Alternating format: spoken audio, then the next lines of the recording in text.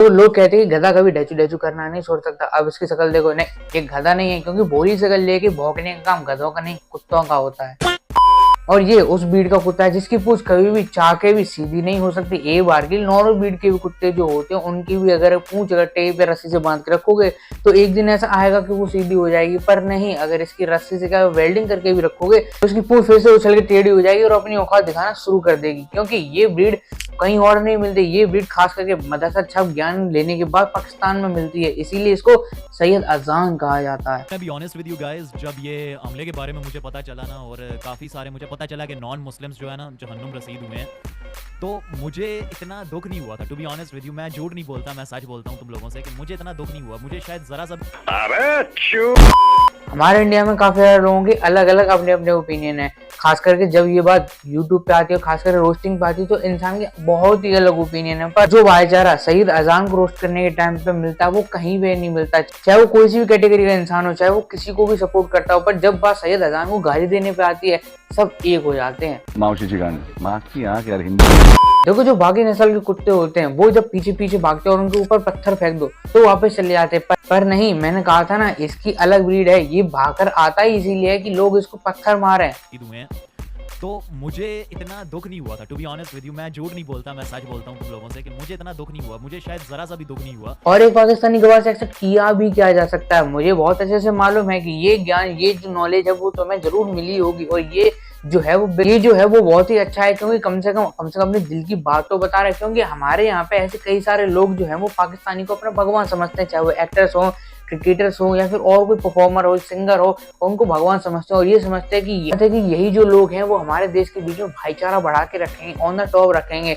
इसीलिए हमारे देश में कभी भी कुछ भी होता है और इनको जब बैन किया जाता है तो सबसे पहले इन्हीं लोगों के फैन जो खास करके इंडिया में रहने वो रोने लगते हैं कि इनका कोई हाथ नहीं होता है, इनकी वजह से थोड़ी ना आतंकवादी हमले हुए हैं, वो तो पॉलिटिक्स की वजह से हुआ है, टेररिज्म की वजह से हुआ है, इनका क्या हाथ है इसमें, इनका तो कुछ हाथ थोड़ी ना। पर डीप डाउन ये हर कोई जानता है कि हर पाकिस्तानी इंडिया से उतनी नफरत करता है जितनी इसने बता दी। मैं तुम्हें एक नॉलेज दे रहा हूँ कि कुरान में है, ठीक है, कि जब कोई नॉन मुस्लिम फोत होता है, मुस्लिम्स जो है ना जहन्नुम रसीद हुए हैं, अब वो जहन्नुम में जाएंगे और यहाँ पे कैमरे के सामने 2 कौड़ी का माइक पकड़ के और इस्लाम के नाम पे दूसरे धर्म के लोगों को गाली देने में लगा रहता है, वो जाएगा जन्नत में। दूसरों के भगवान को गाली दो, उल्टा सीधा कहो, डिसक्रेडिट करो और ज्यादा भद्दा दिखाओ, ऐसे इसकी नजर में इस्लाम की ताकत बहुत ज्यादा बढ़ जाती है।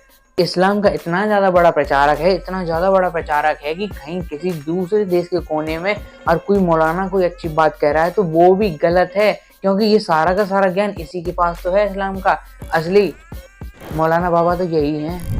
मौलाना होते हुए अगर इन्होंने ऐसा कहा है कि जो विक्टिम्स हैं उनके लिए जो है ना प्रार्थना की जाएगी, दुआ की जाएगी, तो ये चीज़ बहुत ही ज़्यादा जो है ना गलत है। देखो जब कोई छोटा मोटा क्रिएटर जब हमारे देश में या फिर किसी भी देश में जब ग्रो करता है उसको देश के लोग बहुत ज़्यादा सपोर्ट करते हैं, खास करके जब कोई रिलीजियस बातें करता है तो उसको बहुत ज़्यादा सपोर्ट किया जाता है। नहीं, सैयद अजान अकेला ऐसा इंसान है जिसको देखने के बाद 90% ऑफ द पाकिस्तानी इसको भी जूते मारने पे लगे रहेंगे। नॉर्मल सिटीजन तो छोड़ो, इस टाइम पे अगर इसकी वीडियो का पीएम वगैरह भी देख लेंगे तो खुद ही कहेंगे साले चुप हो जा, वैसे भी एल लगे पड़े हैं।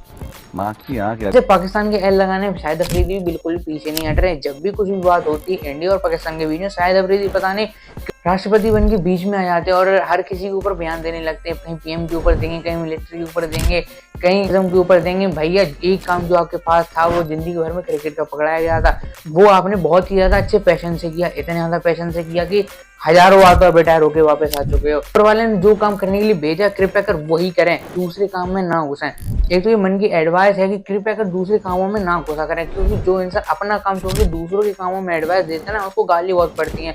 ऊपर से आपको तो खुद के कामों की वजह से भी गाली पड़ती है, तो दूसरे कामों में घुसते क्यों? क्योंकि वहां पे तो बहुत बुरी पड़ेंगी। इंडिया की गलती है, सरकार की गलती है, मिलिट्री की गलती है, ये सारी गलतियां तुम लोगों के बीच में से तब कहाँ गायब हो जाती हैं जब एड्स लेनी हो, जब स्पॉन्सरशिप लेनी हो, या फिर सपोर्ट चाहिए हो अपनी भीखमंगी ऑडियंस को कुछ ना कुछ देने के लिए, उनको सपोर्ट करने के लिए। जब इंडिया से सपोर्ट लेना चाह रहे होते हो तब ये इंडिया के खिलाफ जो एजेंडा है वो कहाँ से एकदम से गायब हो जाता है, तब क्यों नहीं लेकर आते? या फिर पैसा ज्यादा बड़ा है तुम्हारे ईमान से, तुम्हारे मजहब से, या फिर पूरे देश से?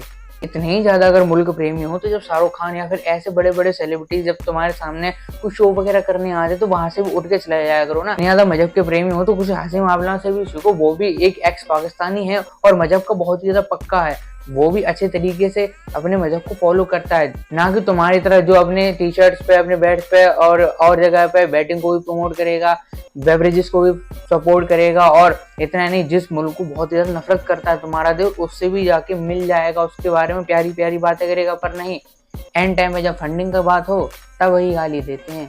अरे सीधी सीधी कहो ना, पैसे का मामला है। पैसे का मामला पाकिस्तानियों के लिए बहुत ही ज़्यादा ज़रूरी है, क्योंकि ले दे के जो कुछ भी अर्निंग होती है वो होती तो इंडिया से ही है। और जैसे ही ये सारे अटैक वगैरह हुए, उसके बाद जितने भी सोशल मीडिया अकाउंट्स वगैरह थे उन पाकिस्तानी क्रिएटर्स के या फिर और सेलिब्रिटीज़ के, सिंगर्स के, आर्टिस्ट के, सारे इंडिया में बैन कर दिए। जैसे कि ताला अंजुम और जितने भी बाकी परफॉर्मर थे, जितने भी सेलिब्रिटीज थे, पहले तो बहुत ज़्यादा कह रहे थे कि इंडिया ने खुद ही ये सब कराया है, हमारा थोड़ी ना कोई हाथ है, और अगर जंग हुई तो इन पाकिस्तानी जीतेगा, इंडिया हार जाएगा। और जैसे ही बैन करने लगे तुरंत रोना शुरू कर दिया। एक तो इतनी हिपोक्रेसी है, यहाँ पे तो एक स्टैंड दिया करो, वरना स्टैंड मत दिया करो।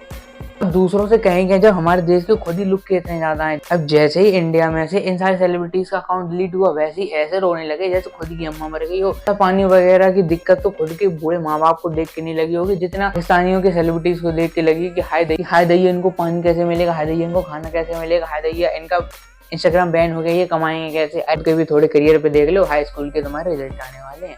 लोकल हो तो छोड़ो, इंडियन न्यूज मीडिया भी बहुत ज्यादा अच्छी है। इतने ज्यादा अटैक हो गए, इतनी सारी बातें बनी जा रही है, इतनी ज्यादा पॉलिटिकल चीजें चल रही हैं, इतनी ज्यादा सिक्योरिटी वाली चीजें चल रही है, वो नहीं बतानी सीमा हैदर जाएगी या नहीं जाएगी, सीमा हैदर आएगी या नहीं आएगी, सीमा हैदर के बच्चे जाएंगे या नहीं जाएंगे, उसका पति जाएगा या नहीं जाएगा, कौन कहाँ चढ़ाई करेगा, ये सब चीजों पे ज्यादा ध्यान है।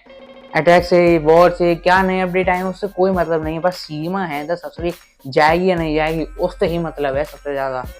जैसे सीमा हैदर खुद आके घर पे इनको पैसे दे के जाती है।